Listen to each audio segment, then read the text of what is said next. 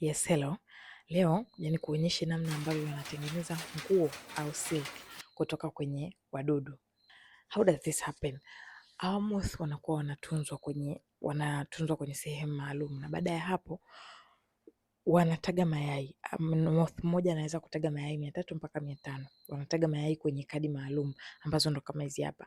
Baada ya hapo hizi kadi zinaletwa kwenye kituo kingine maalum, ambapo hapo haya mayai yanakuzwa mpaka angalau hatua ya pili ya ukuaji wa lava. Sasa kwa mfano hivi virusi unavyoviona, hawa ndio lava wakiwa wametoka. Baada ya hapo hawa lava wanatolewa, wanawekwa kwenye mulberry leaves ambao ndio chakula pekee wanachokula. Na baada ya hapo sasa wakulima wanapewa, ambapo wakulima wanaweza kuwakuza kuanzia hatua yao ya 3 mpaka ya 5.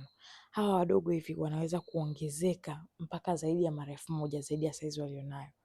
Tuangalie hapa sehemu nyingine. Ukiangalia hapa ni ambapo sasa hawa wadudu tayari wameshakuwa wamefika kwenye hatua yao, wanaenda hatua ya 3, ya 4, ya 5.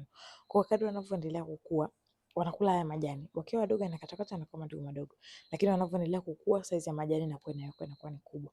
Sasa wakila hizi wanakuwa wakubwa, kama ukiangalia hapa hii ni saizi yao ambavyo wamekuwa wakubwa. Na baada ya hapo wakiwa wanaenda sasa kwenye hatua ya 3 kwenda kuwa kwenye pupa, wanakuwa sasa hawali tena, bali wanakuwa wanatengeneza nyuzi nyuzi kutoka kwenye midomo yao, ambayo inakuwa kama ni nyuzi ambazo zinakuwa zinanatanata. Na kwa sababu wakulima tayari wanakuwa wanajua, kwa hiyo wanawekea hizi racks ambazo wanakuwa wanatumia kama sehemu ya kuanza kutengeneza kutoka kwenye lava kwenda kwenye pupa. Kwa hiyo wanachofanya, wanakuta wanajizungusha, wanatafuta spot ambayo wanaanza kujizungusha hizo uzi mpaka wanajitengenezea kama kinyumba, kama kimfuko hivi, kinakuwa kama hichi hapa.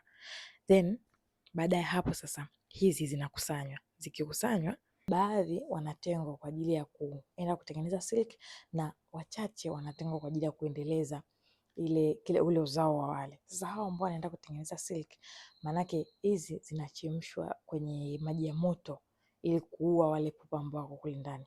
Na baada ya hapo hizi nyuzi sasa zinakuwa extracted, zinatengeneza mabunda ya nyuzi nyuzi, ambao baadaye ndio zitaenda kutengeneza nguo au silk.